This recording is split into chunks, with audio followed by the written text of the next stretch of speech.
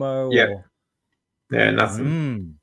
Just interesting. diet. So yeah. So we've got no one watching at the moment, but we'll just talk anyway. Yeah, we'll talk If anyway. no one shows up, yeah, if no one Yeah, shows no up, I worries. can always delete it. It's not a big deal. Doesn't Yeah, worry all me so good, much. all So, good. mm, Yeah, yeah. in it for the All right. So hello everyone. Welcome to Aussie Carnivore Live again. This hello, week hello, we are joined with Joff again, hello. and Dave and Limitless Lindy have prior engagements, so they won't be joining us tonight. So what I will be doing though is I will be making this an open night. So if you want to join us, just click the link at the top there, and you're most welcome to. Okay. Or otherwise, we're just going to continue to chat. Yep. Okay. Okay. Sure. So let me just check a setting here. And all right. So last week was Anzac Day in Australia. So that's why I've got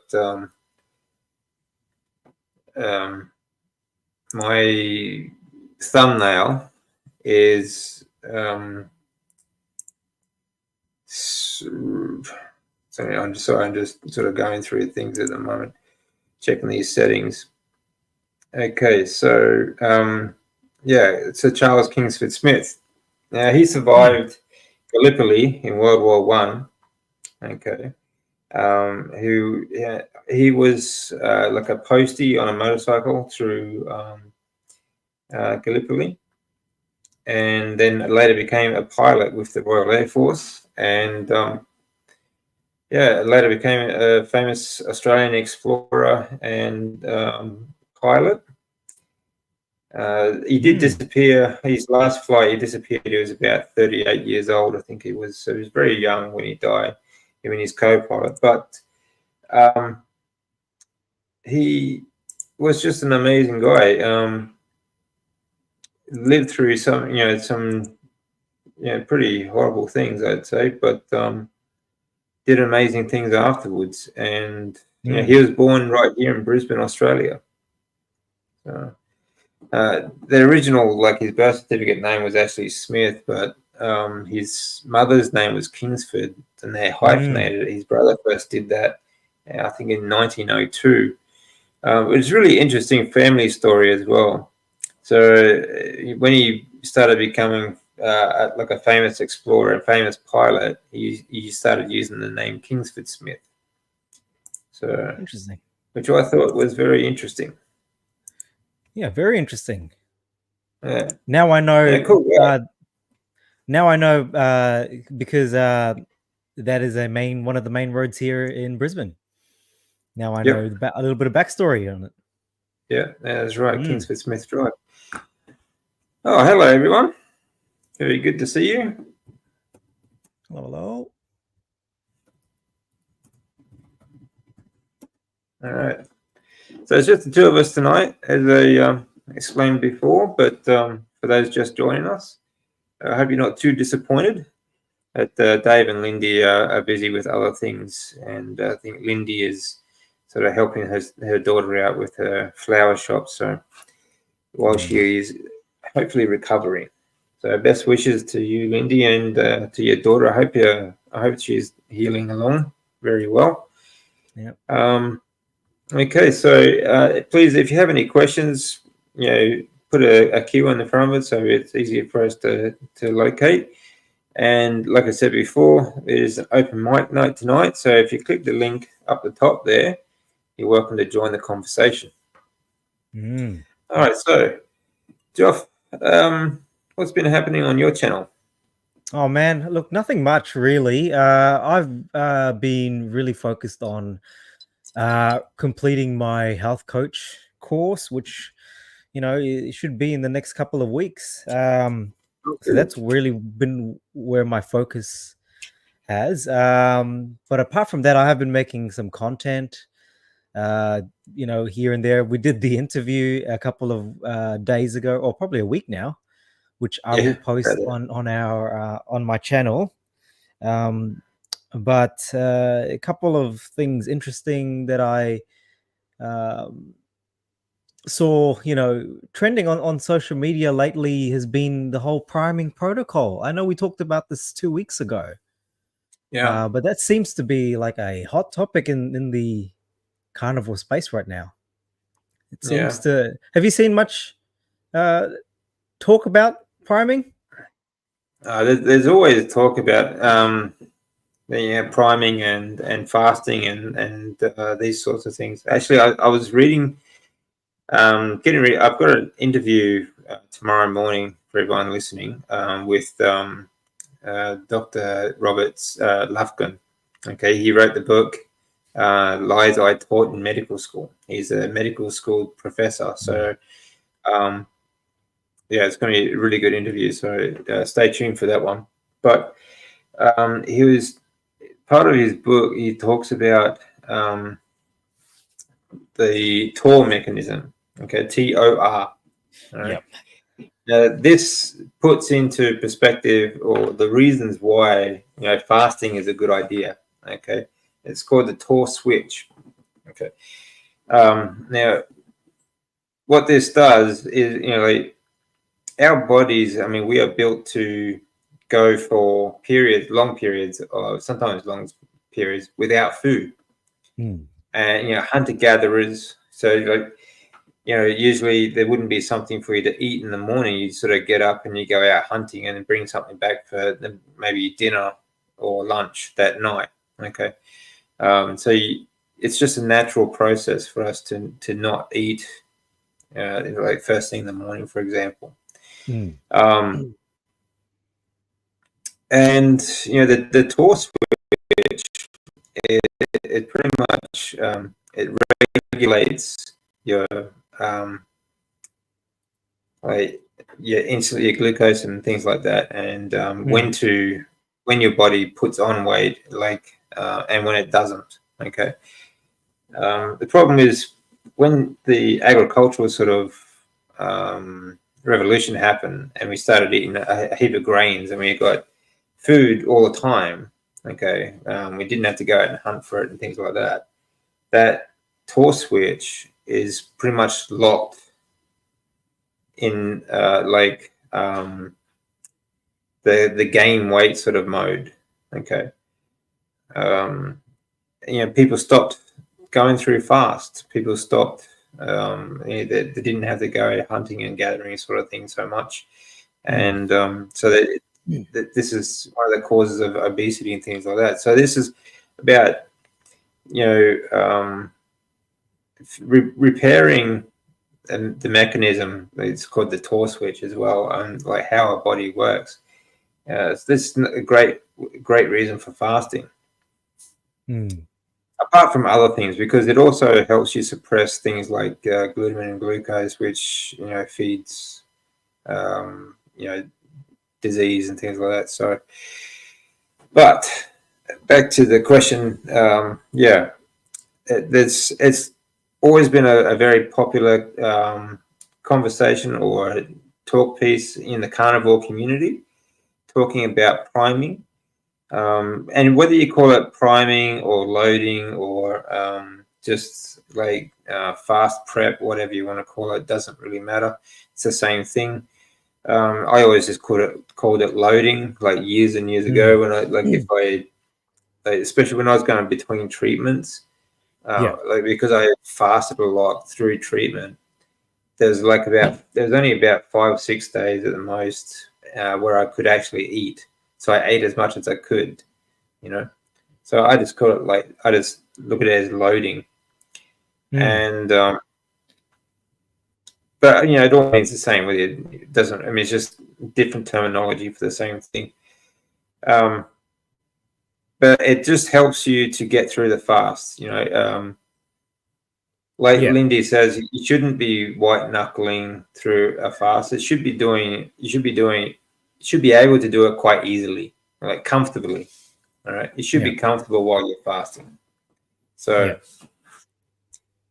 That's a good reason to do it, I guess, because it was the same as, when you go out hunting, you bring back this big animal, everyone would sort of feast on it, right? And when you had a lot of food there, you'd eat a lot for when you didn't have an animal there. So when the food's gone and you fast, you're not so worried about it. You're like, okay, you can do it pretty easily then. Yeah. So it's just it's the problem is we don't have our natural lifestyles anymore. So like our natural lifestyle, like we've always had shelters and things like that. We always built something, but we didn't have like a working day. We didn't have like an abundance of food all around us that we could get 24/7. And like I just think that we really need to try and mimic our natural lifestyle as much as possible, and that is one way to do it. Like feast and then fast, feast and fast, feast and fast. That's just one way to do it. It's just one of the things that we can do to try and mimic our natural lifestyle. That we should be living. And then trying to get as close to nature as possible. So that's one of my life hacks too, is trying to get as much time in the natural world as possible. Absolutely. So So I noticed you got blue light blocking glasses. Where did you get them from? So I get them from a website, which I'll put in the chat if anyone is interested. It's blockbluelight.com.au. Yeah. So I've had these for about 2 years. Do you wear the blue blockers, DC? Actually, I haven't had any, but I am looking to buy some this week, hopefully. So I talking to Sarah and Professor Kay, like Sarah Pugh, like they're just brilliant. It's not something I really thought about before, but I've noticed since doing YouTube too, my eyes are very tired just looking at screens all the time. But the light effect on the glucose mechanism, the stress on your body, it's quite impressive actually to see what it does. And you can see why I think they would make these, like LED lights and all these sorts of things to, also help keep us sick, Or keep you awake, keep you awake and keep you engaged in what you're doing. So the more brighter the TV screen is, you're more. I'll be getting some of them. For me, they're a game changer. So as you know, DC, I do shift work, and my circadian rhythms prior to me whacking these on were horrible, and I had such a hard time to try and after a graveyard or a night shift, it would be very hard for me to try and get back to a normal sleeping pattern. But ever since I've got me some blue blockers, they've worked the charm, and honestly, they work better than any sleeping tablets I've ever taken. Like an hour after this live stream, I'm ready to knock out. I'm ready to hit the hay. Yeah, they work very well. Yeah. I also feel it works better too if I actually get some good natural sunlight in the morning as well. So if I get up, see the sunrise, I feel like that also is another hack. Absolutely, I think so too. I think like first thing in the morning, I get up before the sun. I usually look up around 4 o'clock, and I'll go out and I like to do some grounding. But if you get out on the grass or and just wait for the sun to come up, it feels great. It's such a difference. Get natural light. as much natural light as you can. And like even being inside, even like clear glass, being inside windows, that filters out a lot of the natural light. That so it's really not the same. It's not the same thing as actually being outside. And it used to be. I mean, I used to get a lot of sun when I was out when I was a kid, like in my 20s, and that I was, I did a lot of triathlon and marathons, that sort of stuff. But as you get older, you sort of spend more time inside, as you work more. Yeah. And it's such a difference. It really is to how you feel. It was also a bit of concern, like when you're on the standard Western diet, you burn very easily. When you have seed oils in your diet, you do sunburn really easily. So I find, but now, like, I mean, at one stage, I could literally, I could sit in the living room. If I opened the curtains up, I could get sunburn, But I spend hours out in the sun now. It doesn't bother me at all. I'll go to the beach and spend a few hours down there. I have a slightly red tinge, and then the next day, it's gone. Yeah. So it's amazing the difference, between eating seed oils and get junk food, and then just it's not. I mean, not that I thought that I was eating junk food. Most of it came from supplements, The seed oils. Most of the seed oils in my diet were all from supplements. You think you're doing the right thing, and it just unfortunately, it's just not the way the fitness industry works. Man, it's not about keeping you fit and healthy. It's about selling you more product. Just keep eating. Just keep eating more. You'll get there. You'll get bigger, and you'll get muscles, and you'll get fitter, and all this BS lies. But it just if this doesn't work, buy this. If this doesn't work, buy this. Buy more. Yeah. If the your whole diet ends up being supplements. Yeah, pretty much. I wish I could find a photo of the stack I used to take for my, everything, pre-workout, post-workout, intra-workout. I used to have probably a table full of just, fitness products, just full of it. Yeah. And how much would I spend? Probably about $500 for the whole lot. Yeah. Oh, but people say, they don't want to spend that extra money for steak, on a carnivore diet because it's too much money. But you're willing to go and buy, products just to, protein powders, be healthy, protein powders. People don't realize. Like if you get a good value, like if you get like some of the more expensive ones, you can spend like $100 on a kilo of whey protein. Yeah. So like a kilo of whey protein is obviously a lot more expensive than a steak. Yeah. Like a kilo, like even a kilo of steak is not going to cost you $100. It's stupid, honestly. I mean, the difference is that that protein will last you a bit longer, but it's still very expensive, and you could buy many kilos of meat for $100, really. Like if you get ground beef, for example, like they're $10 a kilo. Grab 10 kilos of meat. So that's it. But like I was the same. I used to take. I was a supplement king. You'd have like pre-workout drinks. You have like workout drinks like while you're actually training.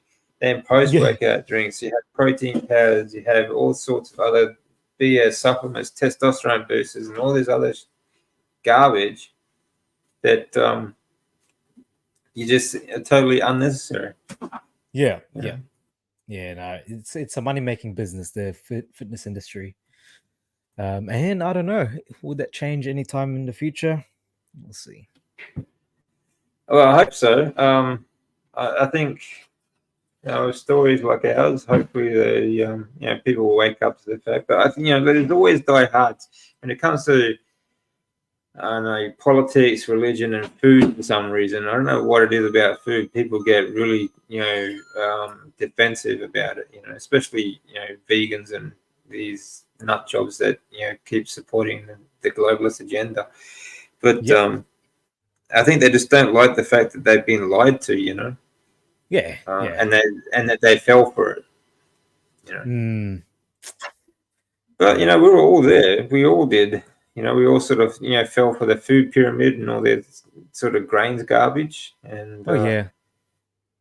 yeah. Oh yeah. Oh yeah. We all definitely did. I certainly did anyway. But for all of it. Yeah. Well, most people do.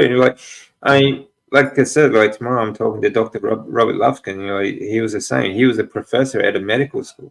And he was teaching the same line. They were all the same. Yeah. And, I think the more time you spend in education as well, the less open you are to exploring new ideas as well. Or yet the less, I think the more you want to hang on to the money you spend for your education, Yeah. Well. Yeah. We've got a comment here. I've not been outside before sunrise in a long time. I'm up around 4 a.m. to 7 a.m. and not since I got coffee. Yeah, fair enough. Wow. Well done on giving up coffee. Yeah, that's good. Yeah. That was a big thing for me, actually.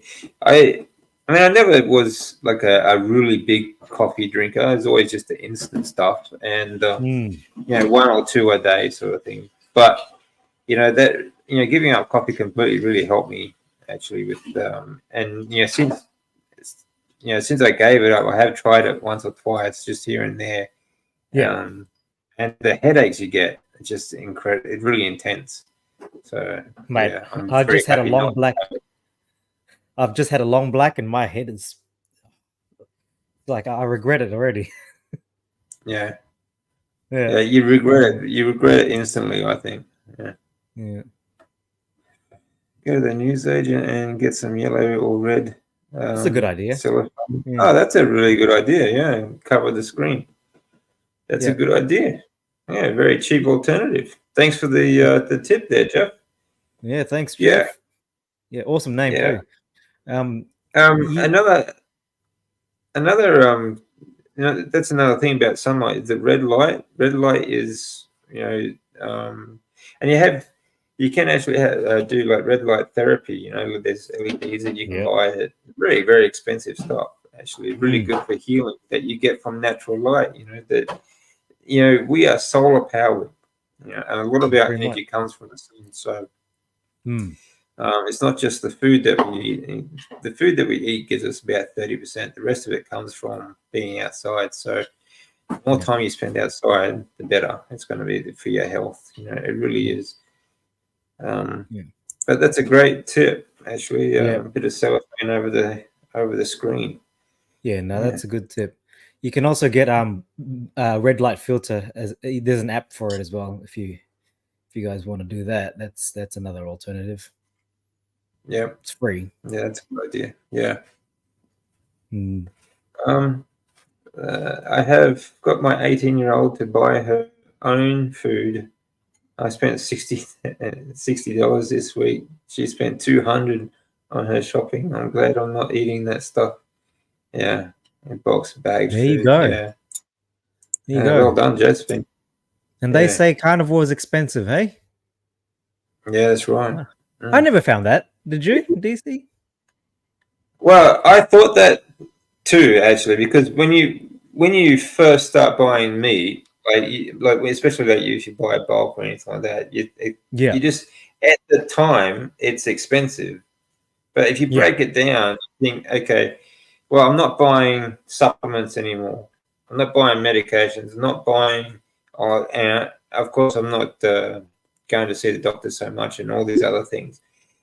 And I'm not buying all the junk food, and not just, I mean, when I say junk food, like I never really bought a lot of junk food, but, rice, breads, vegetables and all that sort of stuff. Carbs, so you're actually saving a lot of money. You are. Yeah, definitely. And considering that you probably only eat once or twice a day as well, like you don't have to worry about all the other meals that you've got to eat. Yeah, that's right. Yeah, if you think about how much time it saves you, that's money in the bank as well. Yep. This is another thing too, is like how much, think about how much you get paid per hour, for example, and how many hours are you spending in the kitchen cooking, cleaning, meal prep and all that sort of stuff. So you're saving all that time, right? Yeah. I have like 2 MAD at the moment. I have, and one's just, like my first meal of the day is just bacon, like 200-300 grams of bacon. That's it. And like after gym, I'll have my my big meat, which is about 800 grams. So total is about 1 kilo a day. And that's it. Like it takes 10 minutes to cook. I'm good to go. And I don't have to think about what I'm going to eat. Don't have to think about preparation. The only thing I add to it is salt. I don't go into, I'm not worried about making or trying to mimic junk food by, these carnivore meal plans and all this, sort of stuff. So that stuff doesn't worry me at all. Yeah. So you think about all the time you save as well. That's money in the bank as well. Yeah.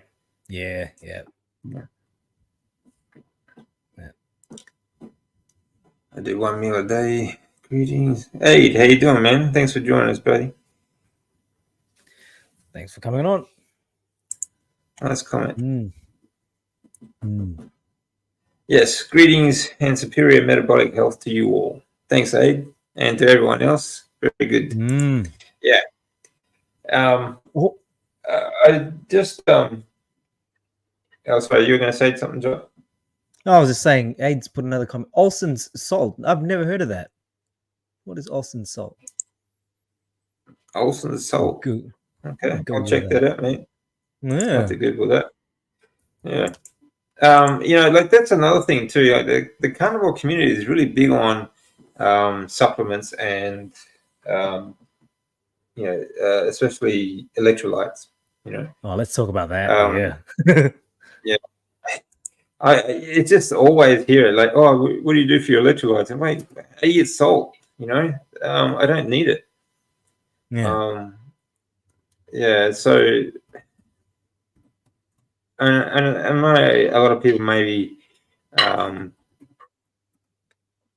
don't know, if some of the channels they promote different brands and how to make up your own like ingredients. All that sort of stuff. But it's actually quite expensive stuff too. And honestly, you just don't need it. You really just do not need it. Yeah. You know what? I've never taken any supplements since going carnivore. The only time I good. The only time I ever took I wouldn't even say it was a supplement. I used magnesium citrate to help me with one episode that I had of being constipated, and that did the trick. And after that, didn't need anything. It wasn't a supplement because I was, I felt like I was getting enough magnesium that I required. But I think there is a right way and a wrong way to get into the carnivore diet. Certainly, transitioning way too fast, I think is an issue that can come up. In particular with electrolytes, you definitely need to watch out if you're going to be, going cake on Sunday, steak on Monday. Like that will rock your system up a little bit. Yeah, I agree. Like, I mean, especially like majority of carnivores also are not really that active either. So it's not like they're sort of going, pushing out a lot of electrolytes out of the body. So there are other tricks to other things you should know about. If you drink too much water, for example, you are sort of flushing out electrolytes. And if one thing you also need to think about too is easy water. Easy water is mitochondrial water, okay, of the cells, hydration of the cells. You don't get that from drinking water. You get that from eating fat, okay? Like fat hydrates your body as well. So sometimes you think you're thirsty and you drink water and you you don't really quench that thirst, try eating fat. I think water fasting sometimes is a good idea. And if you do feel thirsty through a water fast, for example, try just eating a bit of fat, like even if it's just something like cold, like butter or tallow. And you'll find that you're not as thirsty as you thought you were. Okay, you don't need water as much as you think, and especially at the moment, like the way our water supplies are just absolutely rancid. Okay, they're full of fluoride, but they're also full of other drugs and chemicals that just get flushed in the water treatment system, including PFAS and other things. So it's toxic. Yeah, it really is toxic. But if you have a good water filter system, like a reverse osmosis sort of water filter, or you collect rainwater and do the same, then that will help as well. Yeah, but like I said, you're not always as thirsty as you think you are. Don't drink too much water, and you won't have an electrolyte problem. And if you have a good salt, just a good mineral salt, don't waste your money on supplements. Honestly, if you do suffer from cramps and things like that, increase your salt intake, increase your fat intake, and pretty generally speaking, you'll be fine. So, yeah. Definitely want to keep it simple. Yes, very much. Don't complicate carnivore with all kinds of supplements and electrolytes. Yeah. That's right. Sorry, 100%, Kimberly. Well done. Yeah. Just let it do what it's supposed to do. Another thing is, especially when you start carnivore, your body's going to get rid of a lot of water and other things. So you're going to have problems like IBS, and especially if you suddenly increase your fat intake. So it's kind of like, this is why I tell people you should transition. Your body's going through a lot of changes, and when you start eating a high-fat diet and even protein, your body needs time to adapt to processing these macronutrients again, okay, and to become fat adapted and protein adapted. Otherwise, like if you just suddenly start eating too much, like a lot of protein, you can also increase your A1C as well, the same as you would with carbs. So that's why it's good to transition these things, especially the protein. Fat, on the other hand, you can't store dietary fat. It's very difficult for your body to do that unless you are spiking your insulin with carbohydrates or something like that. Then it will store it. But otherwise, if you eat too much fat straight away, like too soon, it'll just go straight through you. Okay. But what also does that, causes IBS and diarrhea, is drinking water with your meal. Okay, well, drinking water with fat will sort of help your body just sort of flush it out really quick.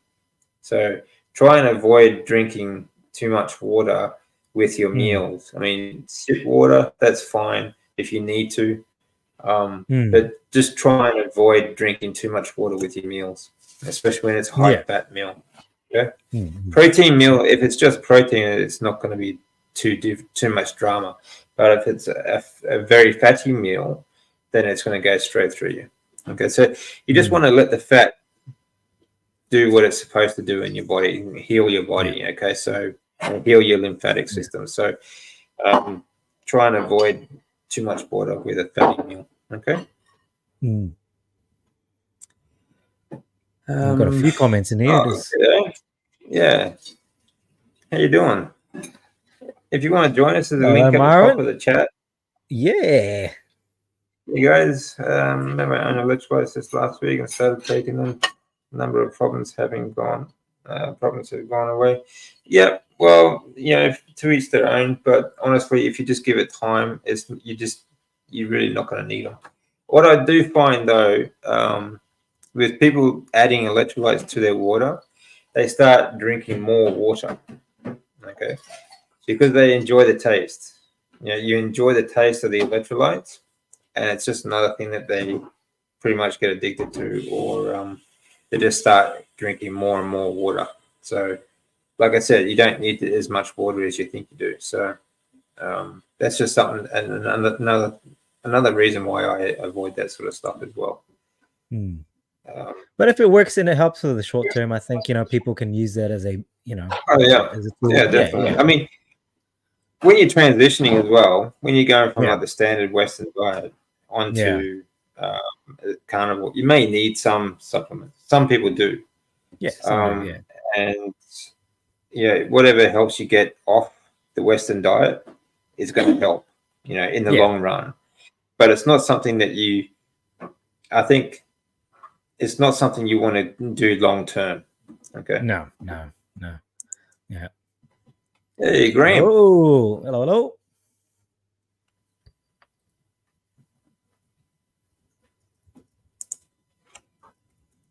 Yeah, we don't make minerals and things like that. So we have to get it from our diet, which carnivore is full of, and that's why we're talking about mineral salts instead of spending expensive money on expensive supplements and electrolytes. A good mineral salt is all you need, and it's far cheaper. Okay, so increase. This is another thing that carnivores don't get as well when they first start. You need to increase your salt intake. Salt is not scary. Okay, salt is very good for you for many reasons. So don't be afraid to add as much salt as you can handle. Okay, salt to taste. Definitely. Yeah, Brisbane water has fluoride. Chloride, and who knows what else? Yeah, it's shocking stuff. It Not really the fluoride. It's full of all sorts of drugs too. Pharmaceutical stuff as well. So yeah, it's all good though. Most people I think are sort of waking up to that though too, and they sort of realize they need to filter or do something with the water. So yeah.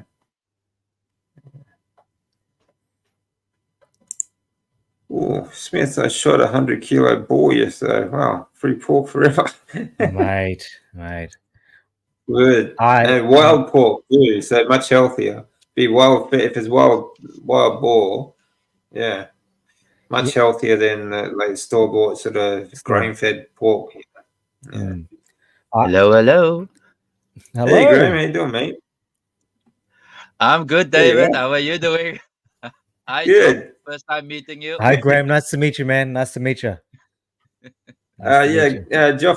Graham is a carnivore transformer. If you don't know him, all right. Check out his So all right, man. I'm gonna follow you. Joff is RN carnivore. He's a registered nurse. So yes, he lives here in Brisbane. So what are you doing, Graham? Are you at work? No, not today. Not for this week. Oh, good. Okay, good. I'm celebrating today. 51 years. So that's why I'm at home. Yeah. I hear a hint of South African. Are you South African? Yes. Yep. I heard picked up the accent. Hey, DC, I have to actually. For me, it's not an accent. For me, it's natural. We've got the Tri-Nations here. I have to make a confession. Actually, I'm actually nationalized as a Kiwi. I'm actually from New Zealand. Okay. Yeah. So we've got the Tri-Nations here. I don't follow rugby too. There you go. I'm subscribed to you now. Thank you. Cool. No worries. I transition. I now identify the disabled black lesbian Jewish trade. Fair enough. Yep. Yeah. LMNT tastes very good. I use it for a while. Don't know if It's just Amazon, but the price is almost doubled. Yeah, that stuff is pretty expensive. Yeah, but like I said, like a good mineral salt that has all of your minerals, like potassium and but like potassium, for example, is also very high in bacon. So if you have a good quality bacon, that's another good source of potassium. Magnesium, most of your good mineral salts are full of magnesium and other things as well. There are other ways you can do it too. Like if you have a mineral bath, for example, like mineral salts that you can get in a bath.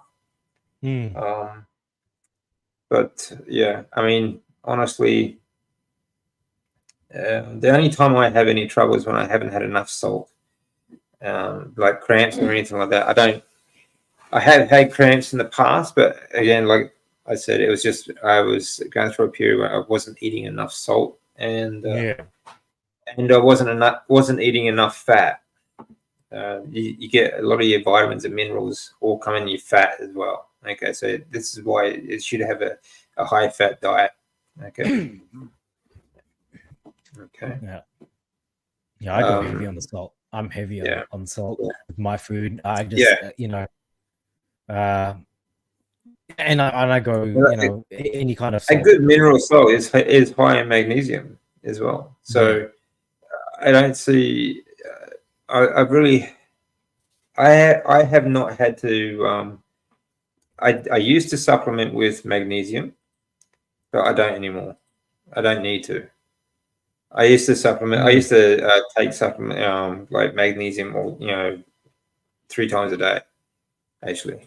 Oh, really? But yeah, because I had bad cramps and like calf cramps and things like that. Especially like after heavy session in the gym, I'd have cramps, and magnesium really helps you recover after training, after exercise. Oh yeah. And for other things as well. So, but I haven't had any trouble as long as I keep my salt intake up. And like sometimes, like I'll just dip my finger in the salt and just eat it like that. So, yeah, I do that too. Yeah, that's really good. And it's certainly a lot cheaper than buying supplements. So it's just one of those things. Like I said, it's big in the carnivore space, and I know people always complain, "Oh, but I need this." For honestly, you really don't. Okay, you just need to eat more good mineral salt, and I mean, I'm pretty active, so usually when you're active, you're going to need more of these magnesium and minerals. So yeah.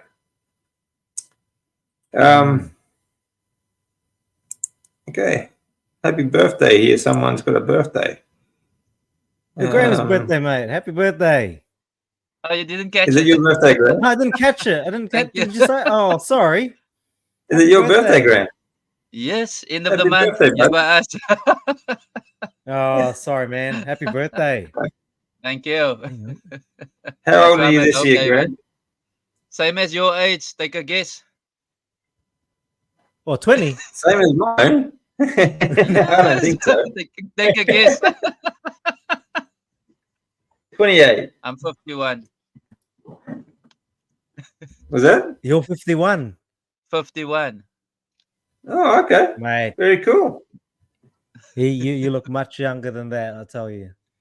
Thank you, Joe. Yep. Yeah. Definitely. 51. 51. Wow. Very cool. Yeah. All right. So good. Everyone's just chatting amongst themselves at the moment. That's good. Well, happy birthday, Graham. Happy 51. So what are you doing to celebrate? Well, I was busy cooking something just for munching onto. So it's not yet evening side. So yeah, I was just wanting to have something in the stomach because I'm hungry. Yeah. Yeah. Right. Yeah, well, that's good. But yeah, it's just relaxing today. Maybe go back to some trying to program. So yeah. Yeah. Yeah. Okay. Awesome. Cool. So, what have you been doing with your channel? Nothing really. Yeah. I'm not that busy. No, It's that's more good. for me. It's more taking that risk and focusing on what the issue I'm having with my current what you call it, my muscle pains, or it might not be muscle pains, it might be bone pains. So currently I'm still struggling with the shoulder pains. Like I said before, shoulder Yeah. pains. The past week I was struggling with my stomach. So and yeah, for me, trying to figure out what is really causing it. Yeah. Um, like when a person say, somebody told me I have arthritis in my shoulders. Mm. Um, I have no idea because carnivore should take away arthritis. That's what I've heard.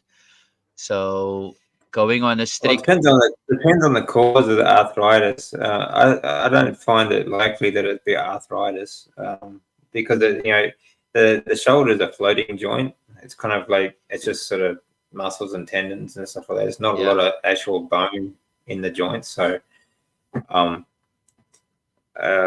usually like arthritis is like in joints like hinge joints like your fingers and things like that. And you get inflammation, and yeah, Mm. carnivore takes away that inflammation. But yeah, sometimes it's not just due to inflammation. Arthritis can also be due to a weakness in the joint.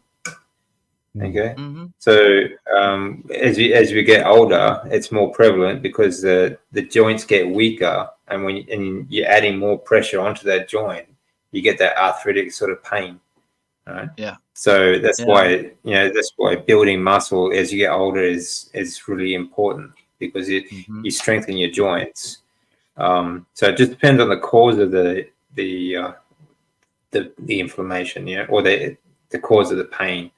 It's Mm. some for like if you're on a standard Western diet, inflammation is going to give you arthritic sort of pain. But weakness in the joints, and 9 times out of 10, it's usually because of weakness in the joints. Yeah. mm-hmm. Yeah. I would think it's what you're saying, weakness in the joints. I'm laying a lot on my shoulders, so on both sides. So Mm. yeah, and not doing Yeah. exercise. Yes, Yeah. you can be right, David. Diagnosing that part. The other part is the stomach issues. Yeah. Eating a lot of fat, having a diarrhea. I thought I had some keto flu, but it's Ah. just eating too much fat. Increasing on that and trying and doing the lion. So yeah, my system is like totally messed up currently. Mm. Um, and yeah, went to medicine which stops the diarrhea and trying to get over that as well. Right. So, but further than that, I'm still okay. I'm still running up and down, so still being chirpy, still being You young. always Let me, chirpy, yeah. That's yeah, good. still being young. Yeah. Still being having that attitude of I can do this type of thingy. Yeah. I think last time we spoke, I said I'm playing darts as well, so that's also like part of aggravating my shoulder. I was gonna say that motion too. Yeah. Yeah. Yeah, Yeah, you need to it's not throw gonna not with help. your whole arm, you just need to throw with your elbow. With your That's your the only wrist. Yeah. movement. Yeah, and your wrist. So, um, But yeah, the thing is though too, even that action though, even if your shoulder is yeah, still, like that action, it all starts in the neck, yeah. right? Mm-hmm, And it's like the same as grip strength, things like that. That all starts in the neck. You know, mm, the building up strength in the neck and the supporting muscle, like between your scapula, you have rhomboid muscles too. It helps give you that posture. These are bracing muscles mm, for your scapula, your shoulders as well. There's a lot more involved than just like your rotator cuff, for example. If you want to build mm. stronger shoulders and things like that. Actually, I'm going to do a video on that because I've got to start making some more content. Actually, I've been off for a couple of weeks, just sort of need a bit of time to myself. But I'm gonna make like the original shoulder video, but I'm going to show you some more exercises to do to help strengthen and brace your shoulder. It all starts from the neck, and it all comes down to. There's a lot of muscles involved in keeping your shoulders in a good posture and a strong position. So, yeah, but I'll do something with that soon. With your stomach issues, that's what's your fat intake like? A lot. Oh, that's good. I was like thinking maybe I need to oil my shoulders. Understand? Understand that part? You need to oil your system. So I've got some seed oils that I don't use anymore. If you want, I can send one over, chuck one over. Fat is, the beef fat that I have is enough. The tallow that I have is enough. My fridge or my deep freezer is full of beef and lamb fat, which I just need to cook up. So nice. Yeah. So I'm just love the lamb fat. That's delicious. Yeah. So for me, just figuring it out, working through it. I can say I went maybe off the rails, if you want to call it off the rails. I had no choice because I was hungry. We always have a choice. Just remember that we always have a choice. Yeah. But yeah, Sunday Comic Con. Nothing to get to eat because every place where I went was it's either something with chips and I wanted to spin what you call it cleverly. So at the end of the day, I had to get a burger with two burgers or what you call it, 2 beef patties with buns. Yeah. And obviously I was hungry and I ate that. So we would say, is that cheating, David? That's the next question because I'm gonna say I was testing the waters. Yeah, I don't call it cheating. You know, I don't call these foods cheating. I call them setback foods. You know, they're setbacks. You know, but everyone's human. You know, everyone's going to have a setback. Yeah. So that was the one. There was another meal. I think there was another meal. What was that? But there was another meal. But however, I've incorporated a little bit of custard into my diet. So yeah. The last time I spoke, I said I got some reaction. This time it's only custard powder, and I think it's 6 grams of carbs in it, and milk and salt. That's the ingredients. Okay. So and I'm what's in enjoying. the custard powder though? Is it? I mean, does it have any seed oils or anything in it? Maybe I can fetch it and read the stuff. What do you think? Yeah. Let's Well, that's up to you. analyze. I mean, like, but It's a good activity. Check the ingredients. Just check the ingredients in the powder that might be helping you. That'll give you a stomach reaction as well. So No, just I something to don't check. think it's that, David. I don't think it's that. I'm using custard to bind my stomach nowadays. So Okay. to make that binding, because like I said, drinking tablets and stuff like that to bind it. Yeah. So I'm at that point where it's like in the binding state. So yeah. But further, wow. That's interesting. Hey, can I ask, Graham, how long have you been carnivore for? Ask David. How long has been carnivore for, David? I think Graham. I'm gonna check. I think it's 400. 400, and where's my other phone? I think it's about a year and a half, isn't it? No, about a year. Too much. When I did the interview with Dave, it was a year and a month. Today it would be. Let me just see. Got a calendar here. 400 and let me see. Come up. 406 days. Am I correct? 406 days. Good on you. Yeah. Well done. Graham's still counting the days. Yes. I'm counting the days. I'm recording what I eat. So yeah, just to go back and see what's messing me up. Yeah, that's a good idea too. Yeah, it's a good way to track what's sort of setting you off. Yeah. Anyway, we've got a question here. I've been asking everyone I come across, if you could learn anything, what would it be?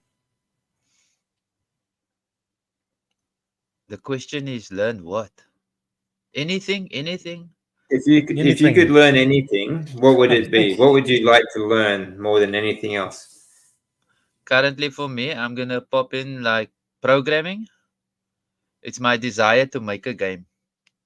Oh, Nice. cool.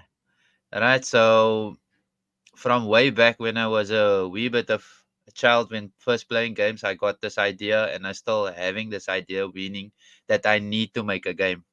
So yeah, Cool. and I'm currently at this time trying to get to understand game engines and trying to understand programming. So it's some sort of a thing up my alley. So yeah, that's the one thing Nice. I would Oh, that's learn. cool. Mm. That's cool. So how was Comic Con anyway? Wow. We had our One Piece. That was maybe the main attraction for me. The One Piece. People from the Netflix. The live Oh yeah. action. Oh, yeah, cool. The Mm. cast of them, Yep. not the main cast, but the what you call the subs or the supporting Yep. actors. Mm. Yep. That was awesome seeing those guys. And we had this lady from Leslie Brandt, which is in Lucifer. She's the demon in there. Oh yeah. Yep. Yeah. She's South African, and so yeah, she Oh. was also there.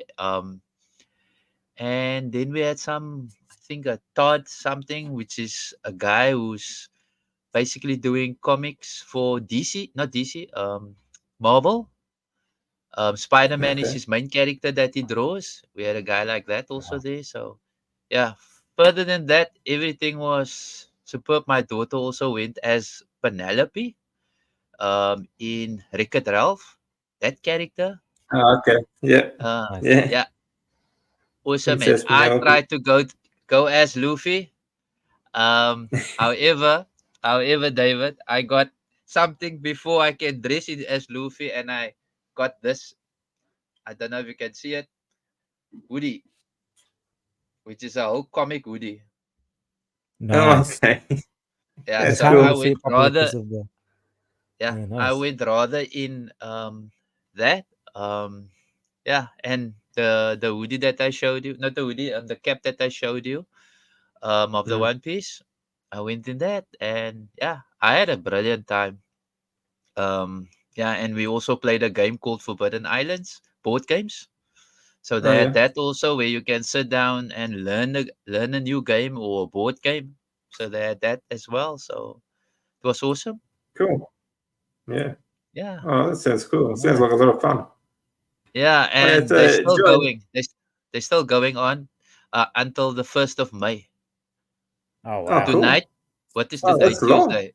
Yeah. So Yeah. tonight or Yeah. today is pajamas day. So you go dress in your pajamas to Comic Con. Nobody will say anything.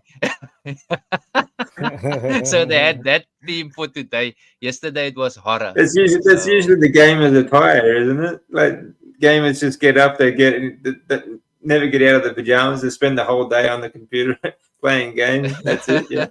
Yeah. yeah. Perfect. Yeah. So How that's about now you, for today. Mm. Geoff? If you could learn anything, what would it be? Yeah, so I've had time to think about this now. You know what? I still need time to think. You still need time. what I've wanted to get into hunting, game hunting. So would love to. And I've actually been trying to link up with people. I posted a message on an Aussie carnivore Facebook page, seeing if people around Queensland go game hunting. Love to get some tips on how to get started. And then I saw in the lovely Yeah, there's comments. a lot of two-legged deer out here. Huh? There's a lot of two-legged deer out here. Two-legged deer? Kangaroos. Yeah, down the road from here, where I live. So plenty Yeah, of places there's a to little go hunting. sanctuary. Yes, there's a sanctuary here. Yeah, well, you can't go hunting there, but there's plenty of places can't. you can go hunting out here. So, Yeah. yeah, So that's a lot of game. Mm. Yeah, there's a lot of game out here. So A different kind of two-legged gaming. deer. We've got the four-legged deer as well. Yeah. Big animals. Yeah. Dude. And DC, what is your one? Did you say something? That's difficult to say. It's difficult to say one specific thing, actually. I have a lot of varied interests. There's a lot of things that I really want to learn. Languages interest me as well. It would be one good thing to sort of learn. I like languages. The only problem is that languages are very boring to learn. So that's I've never been very good at that. But I love all sorts of stuff. Like nutritional science, healing, that sort of stuff.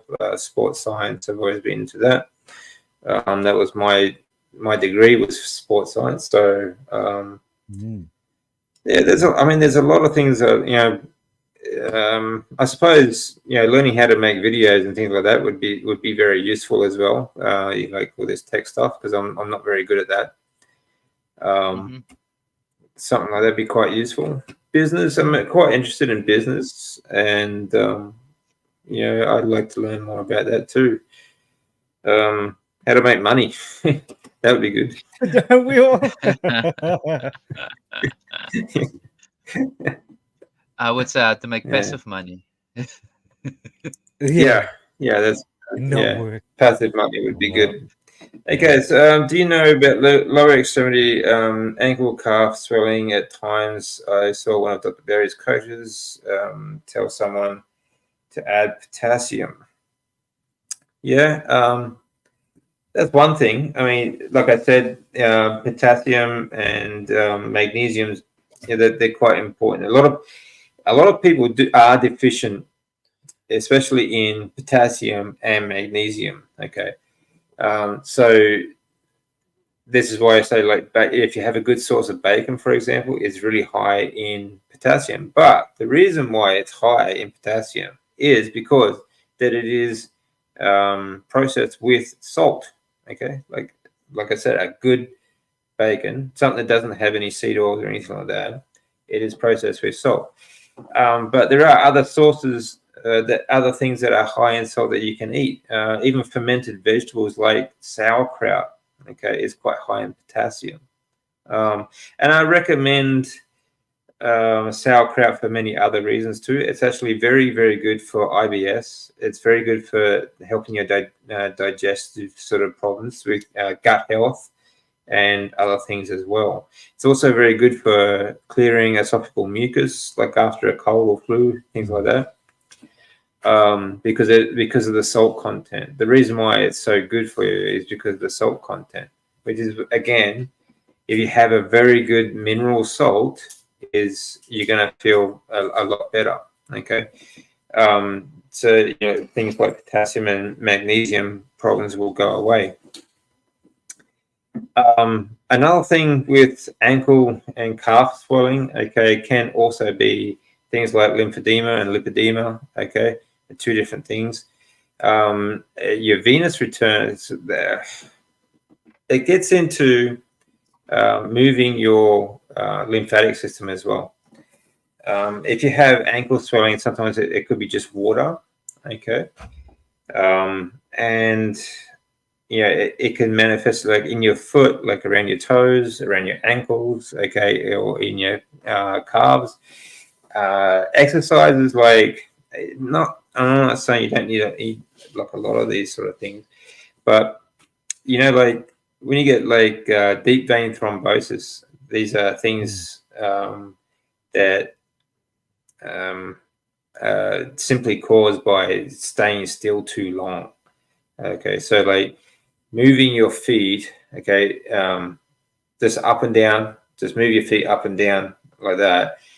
This causes muscle contraction in your calves, which pushes your lymph fluid back up to your body, but it also helps push the blood back up to your heart as well. Okay, so even if you're sitting at a desk all day, or if you're lying in bed, or sitting in a chair or something like that, just tapping your toes, okay, tapping your feet, okay, lifting it up and down like that, it's going to help with fluid around your ankles, feet, and calves, as well as your venous return, which is getting the blood back up to your heart. Okay. Yeah. So, which is going to help with, oxygenating your blood, because it carries, when your blood flows back up, is also, oxygen. Everything just gets easier to breathe and things like that as well. So, very simple exercise. That's why those shake plates that Lindy uses, okay, that's why if you sit there under the desk, that helps as well, because that actually is helping you to contract the calf muscles, okay. But simple exercise, just tap your feet, and like a couple of minutes at a time. That is actually quite a bit of exercise for your calves, and you can feel good muscle exercise. That would be something I would try. Okay. If you still have trouble, like I said, a good mineral salt, or you can add like potassium or magnesium supplements. Okay. But you can also get them from your food. All right. I hope that helps, Steve.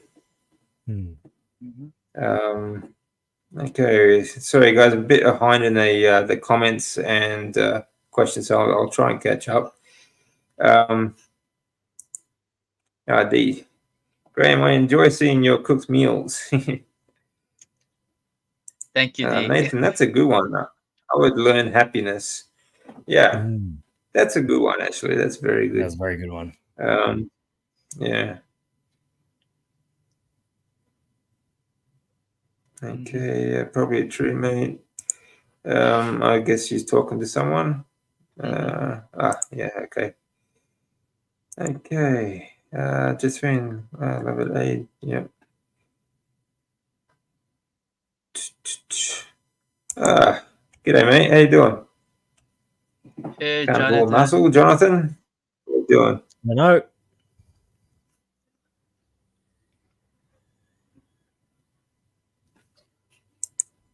I'll find a mutually convenient time to collab sometime soon. Cool. 100%. 9:54 a.m. in the UK. You can jump on now if you want, Jonathan. Yeah, I mean, the link's at the top there, Jonathan, if you want to join, mate. Just at the top of the chat. So feel free to join us. You are most welcome.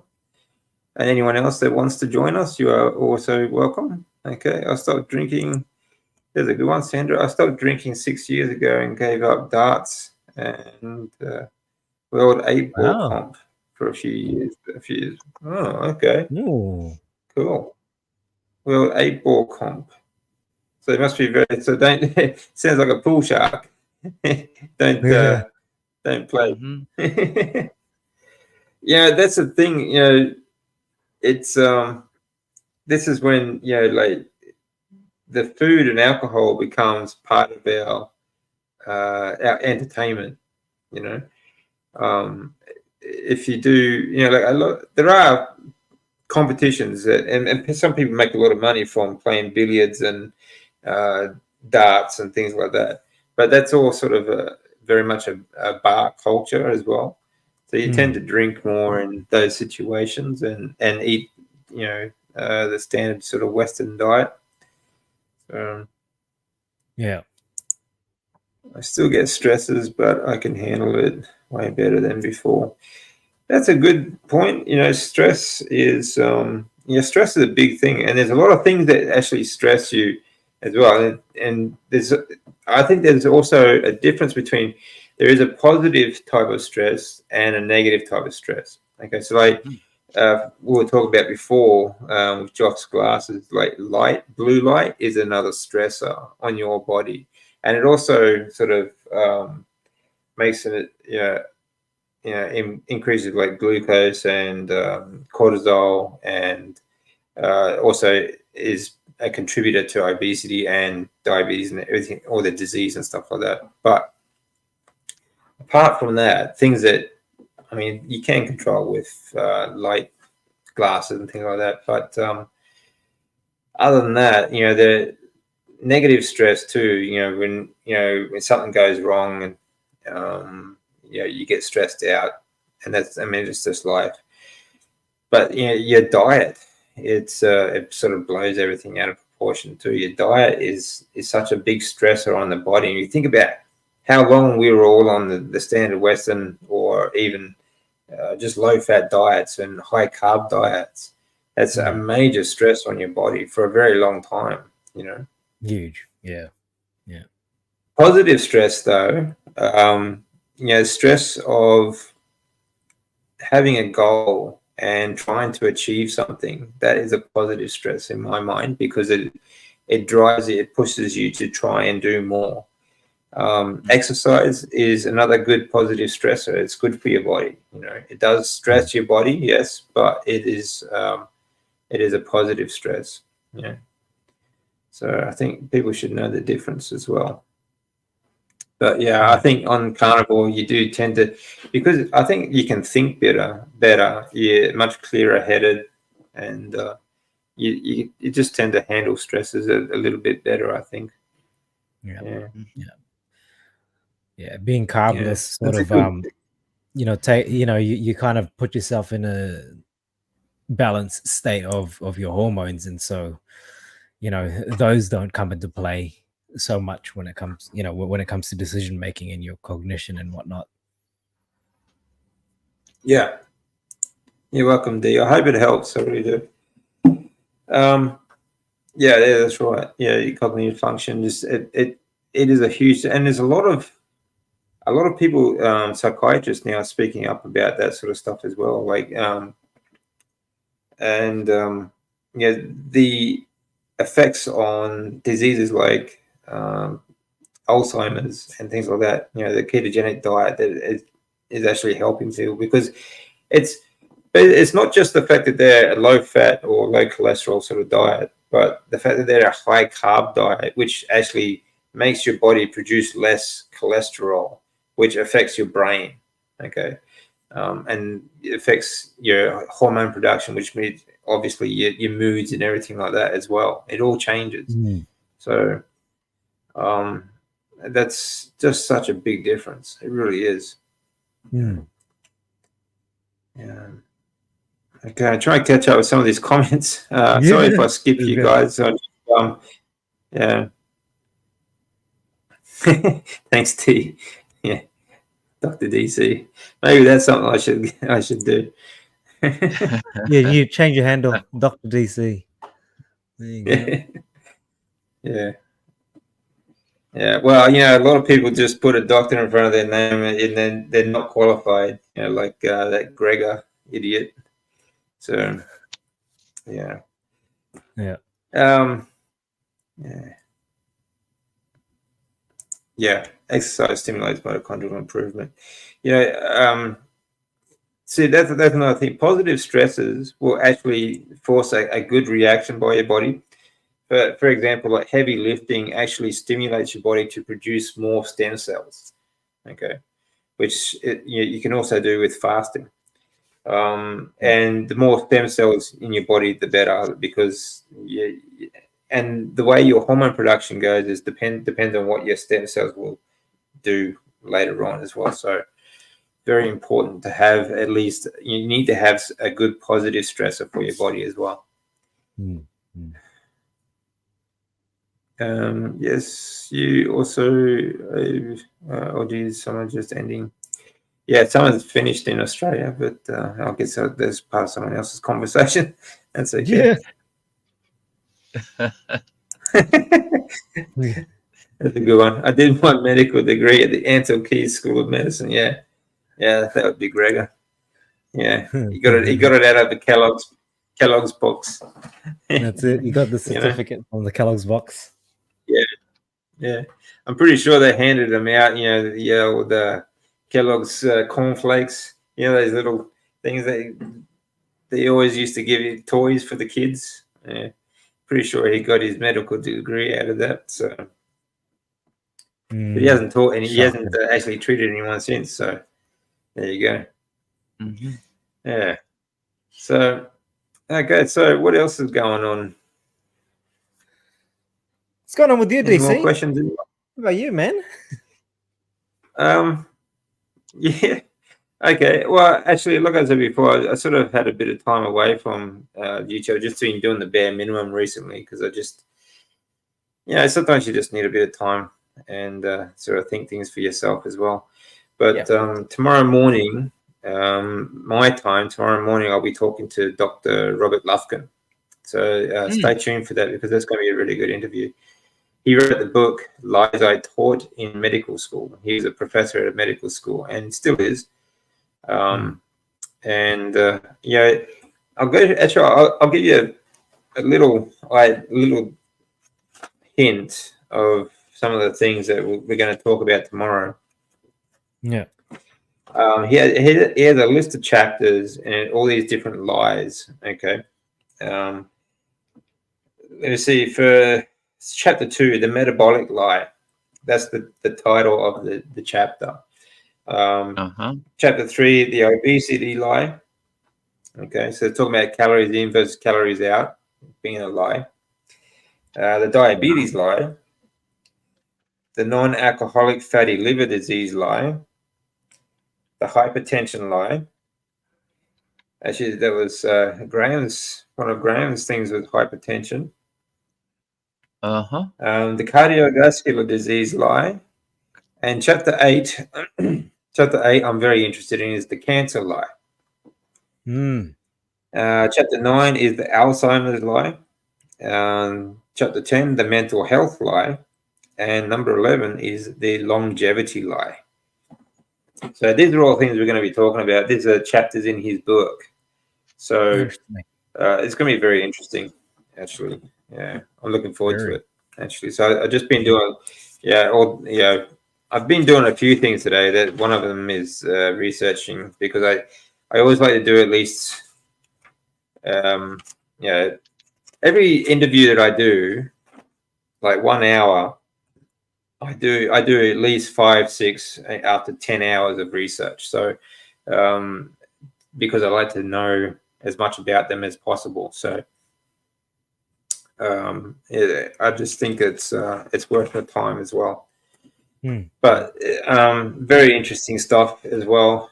And so I've been reading his book, and it's just really good, really, really good book. So one book I do recommend. Have a look at it. But of course, I recommend a lot of good people, that I've spoken to recently too, including like Bart Kay, but Dr. Sarah Pugh, she's absolutely genius, absolutely brilliant. And of course, Zoe Harcum, she's amazing too. She's absolutely brilliant as well. And I may be talking to her again later on this year. Actually, I was speaking to her via email the other day, today actually. So brilliant people, really, really good. And some more coming, hopefully. So that's what's been going on with me. And like I said, because I've had a bit of time away, so I'm going to start producing, start making a bit more content as well. Nice.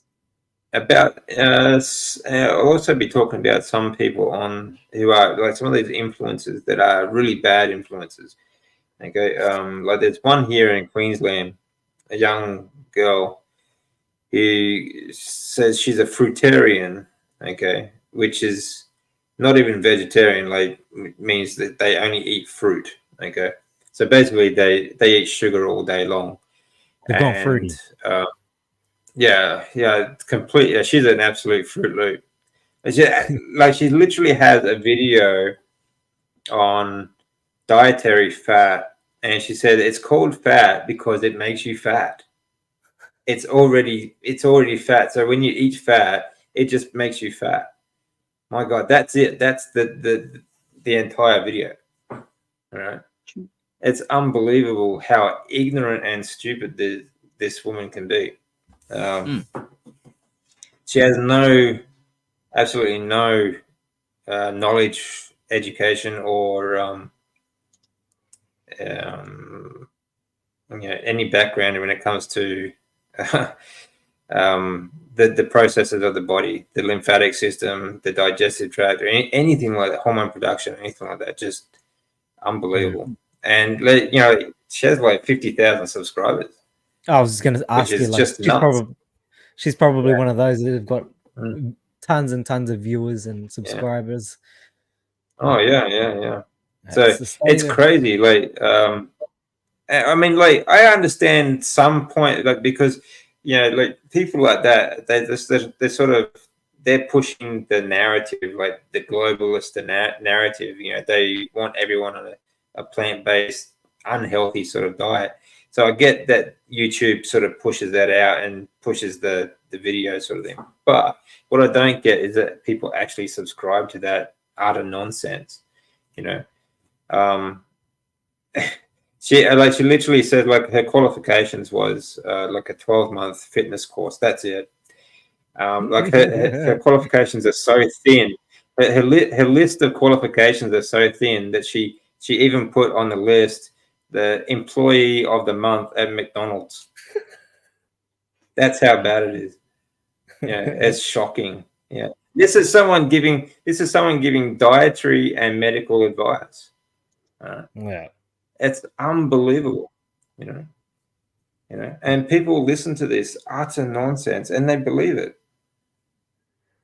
Well, I mean, that's the state of things, huh?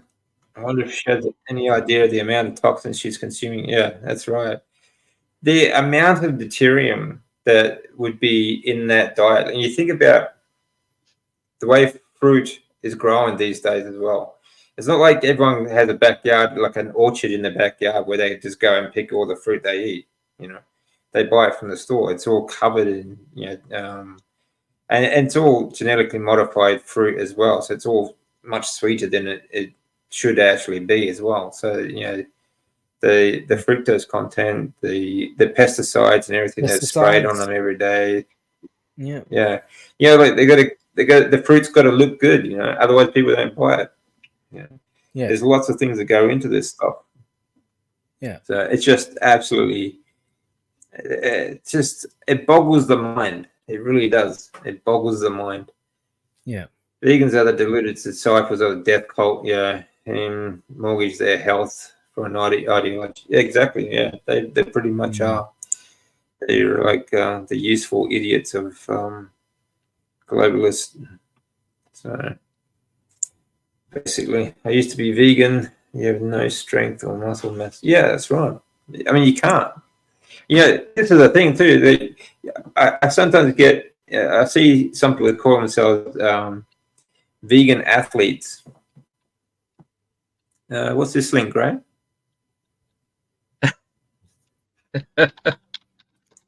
Now I'm watching this guy. He's so comic and he's got a nice storytelling. Vegetable What you call it? He's good. You ever heard of the vegetable police? Yeah, No, I haven't. He's got a nice story, a way of storytelling, and his recent video is "Don't mix meat and fruit." His experience, because he went carnivore 5 months. He says 5 months, and now I've added some fruit to it. And He boy, goes was back and wrong. forth. I'll have to check that out. Yeah, that's why He's been on something YouTube nice to for watch. ages. Yeah, testing. Okay. Yeah, that appeal crap that you can't ever wash off. Yeah, exactly. Yeah, it's disgusting. And again, Bill Gates heavily invested in appeal, so it's not going to be healthy then. Okay. Yeah, oxymoron. Yeah, I agree. Yeah. I've seen a few channels of these people that keep telling us, they keep telling everyone that they're vegan athletes, but they're not. They're processed food athletes. They live on processed food. You see, they take all these supplements like pre-workouts and stuff that I used to take too. I mean, I used to take the same sort of stuff, but you know where that ended up too, though. That ended up with a very serious condition. Again, it's just ignorance, and they think that. The problem is a lot of these people too. They think that this stuff that people like these corporations, they think that they're looking after their health. They think they're doing the right thing, and all this stuff just appears out of the sky, just floats down, and it just appears there. Like there's no manufacturing or processing involved, or there's no chemicals involved. You know, it's just absolutely ridiculous. So, yeah. And if people are going to say they're on a a vegan diet whilst performing high intense sort of a sport, have a look at their performance. I think there was a boxer in the US who trained up to his fight on a plant-based diet, and he got smashed. He they got get wrecked. annihilated. I think that was Canelo. He lost one of his fights, and I'm like, well, not putting two and two together, but people can read in between the lines there. Yeah, that's right. I mean, any athlete that goes up against like someone like a meat-based or a good healthy diet, they have no stamina. They have no stamina at all. The closer to Paleo Man or his good wife that we get, the healthier we become. Yeah, exactly. Like I said before, like at the start, the thing is we need to try and like it's very, very difficult to live as natural as we can. Like, but we need to try and get back. It's there are tricks that we can do to try and mimic our natural lifestyle that we just can't do. Like everyone's got to pay the bills, so everyone's got to go to work and do these sorts of things. So there are just some things that you can't avoid. Yeah. But like I said, getting back to as natural as possible is the key to a much better health, longevity. And it's not whether you have a long life or not is not a big thing for me. But the time that you are here, you want to be as healthy as possible. You don't want to be spending your years like in bed, unable to move, or in a chair and being stuck inside. So you want to be the time that you are here. It doesn't matter how long it is or how short it is. You want it to be as healthy as possible. So like I said, the things that you can do to try and get back to as close to nature or as natural as possible, you can. Then you should do. I mean, some things you just can't avoid. Like I said, going to work or spending your time inside. But what about life hacks? What about you, Graham? Do you have any life hacks that you do to try and keep you healthy?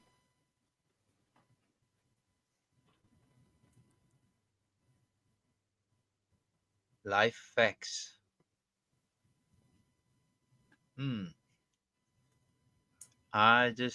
For me, it's just getting moving. Like you said, keep moving.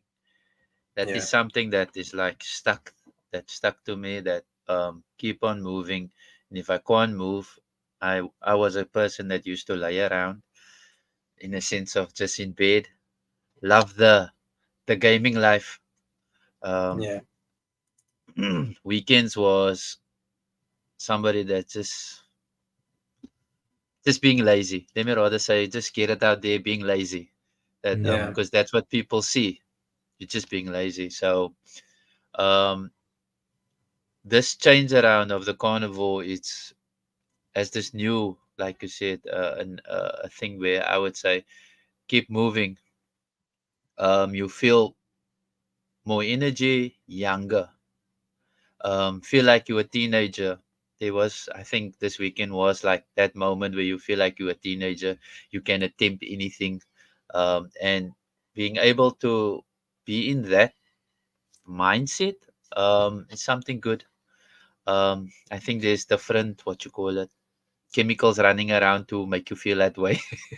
But yeah, that's basically for me. Where that really resonates with me, David. To just be on the move. I'm not saying out by the door and go have a party. I'm just saying just enjoy life. Enjoy life to its fullest. But however, you must know that you need to be healthy to do that, to enjoy it to the fullest. Eat right. Yeah. Yeah.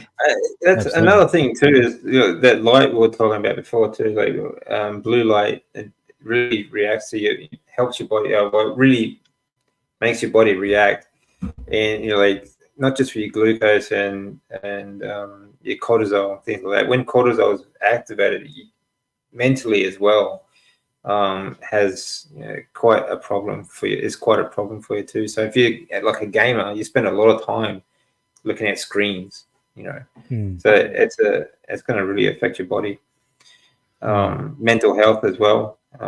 But yeah, so I think it's just great to get moving, get outside as well. So like those long walks you did in Cape Town, they were great. Ooh, beautiful. Yeah, still doing it, David. Still doing it now in Nice. shopping malls. Hooking up and down in shopping malls. So Nice. That's good to be moving though. yeah, keep moving. How about you, Drop? Any life hacks? Mate, I think I said this in one of the previous live streams, but I pretty much follow 4 life hacks that Professor Bart K talks about a lot. We've talked about the blue light blockers. This was a game changer for me in terms of circadian rhythms and getting my sleep pattern back on track. Grounding. Now that was also something. Can't really say it was a game changer, but it was something that that it just makes sense if you look back and think of how we evolved as humans. I mean, we were connected to the earth through the soles of our feet for thousands, if not millions of years. And so we cut that tie off, and we've isolated ourselves. We no longer have that electrical connection with the earth where we absorb electrons, which act as a really powerful antioxidant, I'm told. But also the Earth blood is thinning negatively effect. charged. Yeah. The Earth is negatively charged. The sun gives us positive energy, and we're sort of like so we're the conductor.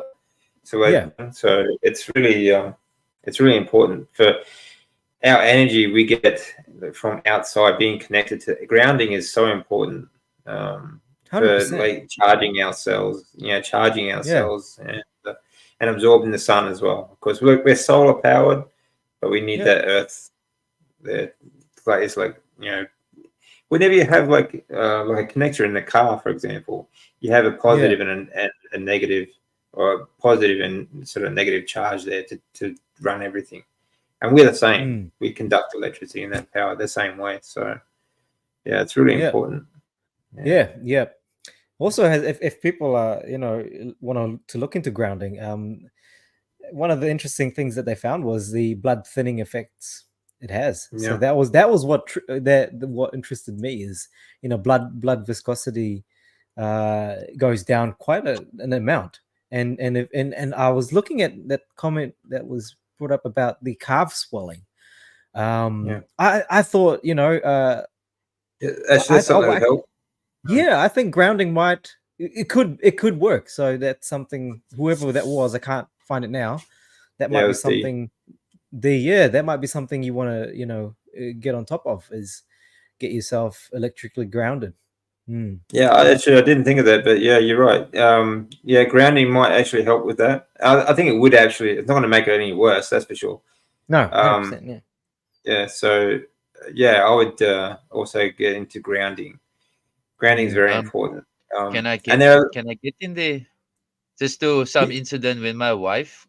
Get spasms in a muscle, in a calves. What she does is she puts her feet on the ground and it soothes it out. So there you go. Right. There you go. Yeah. So that's just some observation that I've seen. Yeah, actually, that's a good point. It's not always a lack of nutrients. Okay, it's a lack of grounding. Because, like I said, we get most of our energy comes from outside, being outside, from the sun, from grounding, and only about 30% actually comes from food. Yeah. So I recommend the talk with Sarah Pugh. We did cover that in so it's really good information actually. Apart from that though too, like it just another way you can, like I said, like trying to get back to nature and that sort of stuff. Like we used to be connected like barefoot, we'd walk around barefoot, but shoes now are rubber soled. If you have leather soled shoes, you are still grounded. Okay, so that's another thing you can do to help stay grounded is to wear leather soled shoes. What Sarah Pugh actually does as well is she puts a copper rivet into the leather sole. Yep. And that is a better conductor, so that you are always, even when you're walking,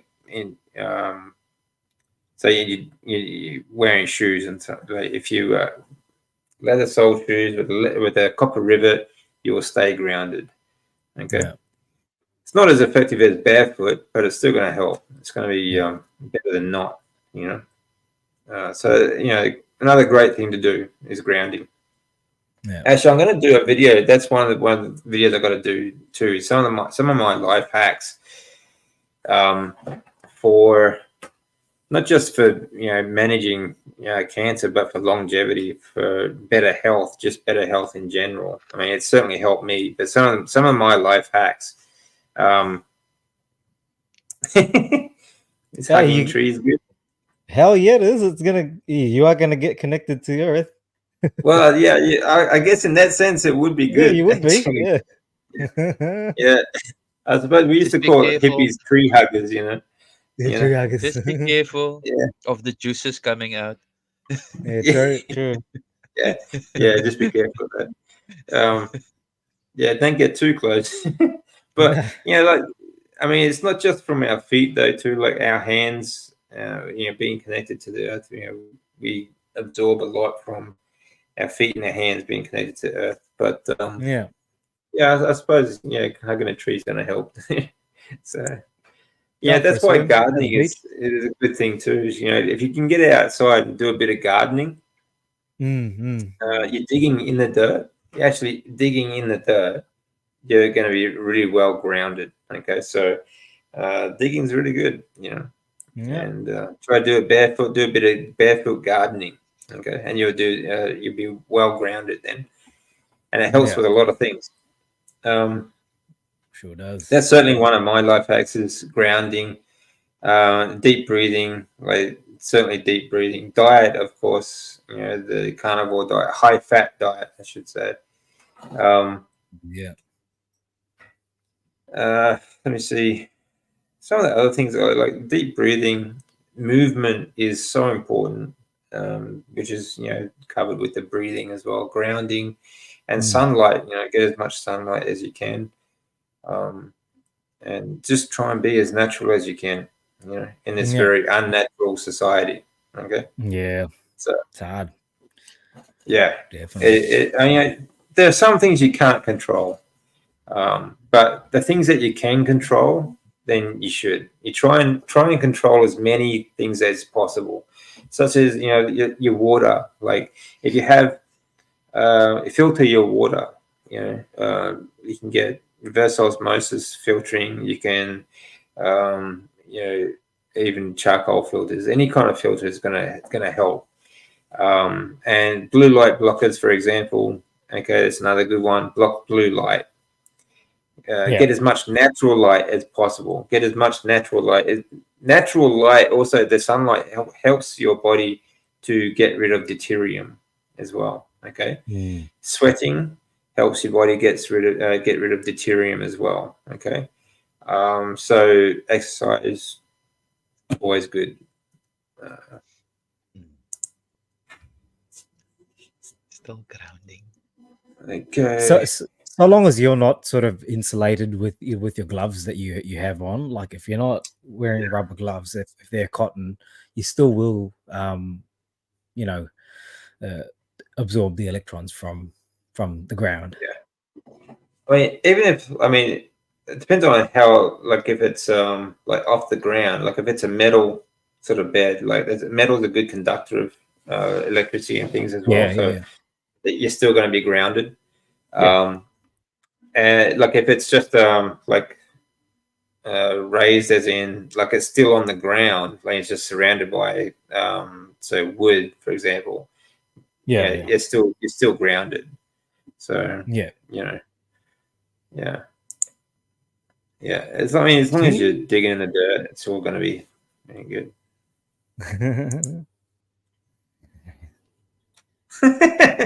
Now they're having babies. Yep. All right, guys. So it's been like an hour and 40 minutes, so we're going to leave it there tonight. But thanks all for joining us. If you have any last-minute questions, please get them in. But thanks for joining us. Otherwise, I hope you enjoyed that one. And sure did. Thanks, Graham, for joining us, and Joff. Really appreciate it. Thank you for having me. Always a good conversation. Always a good conversation. So just remember, everyone, there are other ways that you need to sort of get your body back to like a natural sort of health as well. It's not just about taking supplements. And in fact, the best thing about the carnivore diet is that you can get yourself off supplements. Okay. And the same people that make supplements, the same people that make pharmaceuticals. So think just how much these supplements are really doing for you. Because again, vitamins, minerals, for example, the vitamins that you take, like store-bought vitamins, for example, these are all highly processed forms of these vitamins and minerals. They're not actually a natural source. So they're really not doing anything for your body, honestly. And quite often they're working against you because they are actually very high in deuterium and very high in seed oils and things like that too. So just a little added bonus there. That's why I do not take any supplements, and I don't recommend any supplements. And I tell people swapping pharmaceutical drugs for pharmaceutical supplements is not the answer. Okay. Okay. What is the last question? What is the meaning of life? Might be take homework. That's an individual thing. I think that's an individual thing. But how about you, Graham? Have you got an answer for that? When the question popped up, I was thinking, what does the meaning of life mean to Nathan himself? And like you said, it is an individual thing. Because mine might be quite different. Yeah, that's true. For me, it's a learning experience. How about you, Geoff? Mate, that's a tough one. I mean, I'm going through life right now, so don't have that definitive answer just yet. Maybe might come to me later on in life. Maybe not. Yeah, who knows? Fair enough. Yeah, it's a loaded one. Everyone, it's a journey for everyone, and it's a journey of learning and why. So, like I said, we're all just learning to live. Yep, pretty much. Yeah, that's pretty funny about a lot of supplements that vegans take. They also come from bovine fetal cultures and stuff like that. So, again, just very ignorant people. Yeah. No. Anyway, we'll leave it on that. And thanks everyone very much for joining us. Hopefully, we'll see you all again soon. All right. Radio. Take care.